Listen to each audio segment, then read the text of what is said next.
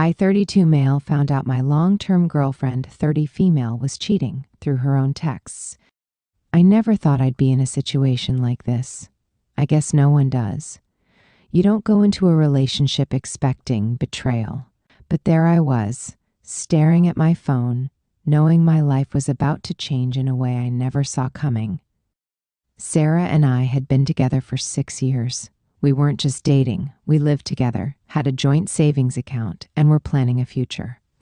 Marriage was something we had talked about casually, never with a set date, but we both knew we were headed in that direction. Or at least I thought we were.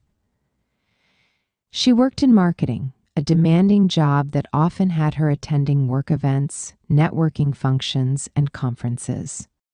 I trusted her completely. She was always independent, had her own friends, and I never wanted to be the kind of guy who checked in too much. Maybe I should have. The signs were small at first, her phone suddenly getting more privacy settings, more nights out with work friends, a little more distance between us. I chalked it up to stress. I even asked her about it, and she told me I was overthinking, that I needed to relax. I believed her. I wanted to believe her.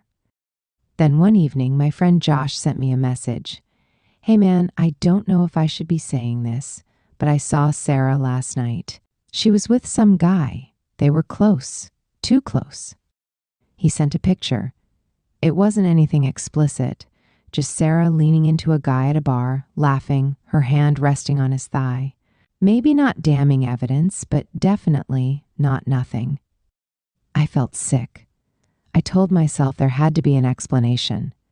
I didn't want to jump to conclusions. I needed to see for myself. So I did something I never thought I'd do. I checked her phone while she was in the shower.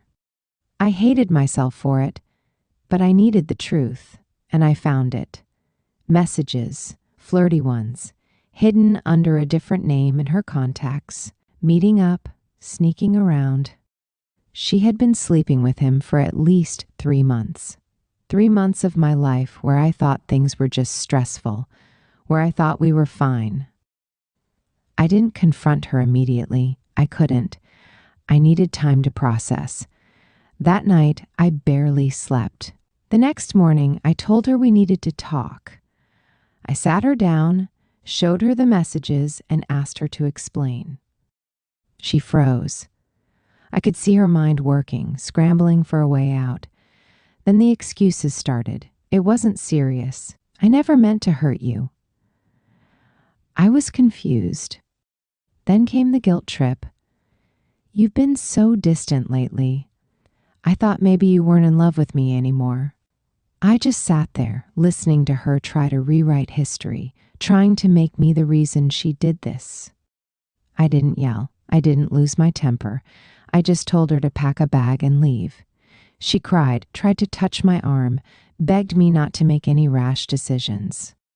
But I had already made up my mind. She moved in with a friend. A few weeks later, I started sorting out the logistics, our finances, our apartment lease. She tried to reach out, tried to meet up to talk things through. I refused. There was nothing left to say. I wasn't going to waste my time demanding apologies or trying to understand something I could never make sense of. She made her choice. I made mine. Now, months later, I'm still adjusting to the silence of living alone again, to the shift from we to me. Some days I miss her. Not who she was at the end, but the person I thought she was before. But I know better now. Update. I figured some closure might be useful for others going through something similar. Sarah has tried to reach out more times than I can count. At first, it was desperate apologies, then long-winded explanations, then attempts at nostalgia, sending pictures of old trips, trying to remind me of the good times. We actually ran into each other completely by accident. At all places, the grocery store. I was in the frozen food aisle, just grabbing some basics, when I heard someone call my name. I turned around, and there she was, standing there awkwardly, holding a basket full of items. She looked nervous, hesitant, like she wasn't sure if she should say anything.